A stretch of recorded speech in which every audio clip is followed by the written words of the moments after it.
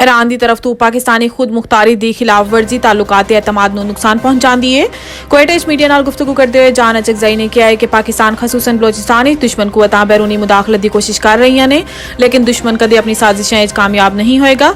असी हर जगह दुश्मन कुव्वतां दा भरपूर मुकाबला करने की सलाहियत रखते हैं। इन्होंने कहा है कि दफ्तर खारजा कह चुका है कि दहशतगर्दी खिते के मुमालिक लिए मुश्तरका खतरा है। दहशतगर्दी के खतरे तो निपटन लिए मरबूत कार्रवाई की जरूरत है। असी सियासी कारकुनां ते हर किस्म की दहशतगर्दी के खिलाफ हाँ।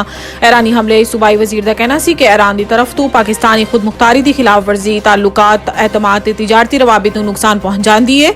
बलोचिस्तान अमनो अमान के कयाम लई हुकूमत ते सिक्योरिटी इदारे पूरी तरह तैयार ने। इन्होंने दस्सिया है कि ईरान के हमले च 2 बच्चियां शहीद होईयां ते 3 जख्मी होए। दफ्तर खारजा ने इस वाक़े की मजम्मत की है। मजीद तफसीलात जल्द सामने आनगियां।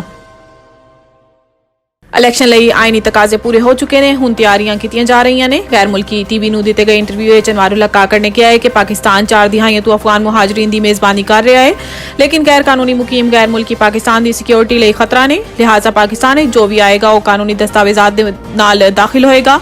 आम इंतखाबात के मुतल्लिक गुफ्तगू करते हुए निगरान वजीर आजम का कहना सी कि इलैक्शन तो पहले क्या सराइयां होंदियां ने, मगर पाकिस्तान आम इंतखाबात की तैयारियां कीतियां जा रही ने।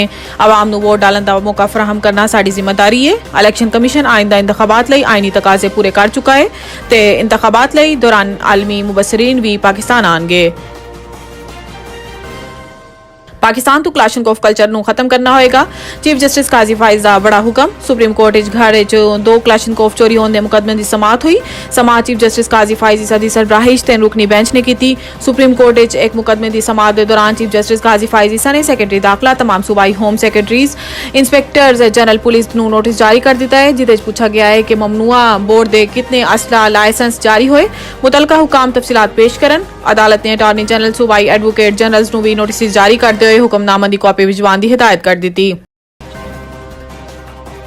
पीटीआई ने अपना इंतखाबी निशान खोया है, सियासी जमात की हैसियत नहीं। इलैक्शन कमीशन के तर्जुमान ने दस्सिया है कि पीटीआई की रजिस्ट्रेशन खत्म नहीं की गई, बल्कि सिर्फ आइंदा इंतखाबात लई इंतखाबी निशान वापस लिता गया है, क्योंकि पीटीआई कानून के मुताबिक इंट्रा पार्टी इलैक्शन कराने नाकाम रही। जदों उन तो पूछा गया सी कि 8 फरवरी के आम इंतखाबात कामयाब होने वाले आजाद उम्मीदवार पीटीआई शमूलियत इख्तियार कर सकते हैं या नहीं, तो ऐसे तर्जुमान का कहना सी कि एक कानूनी नोयत का सवाल है, जिसके जवाब लिए इलैक्शन कमीशन के लीगल विंग नूं इसका जायजा लेना होएगा।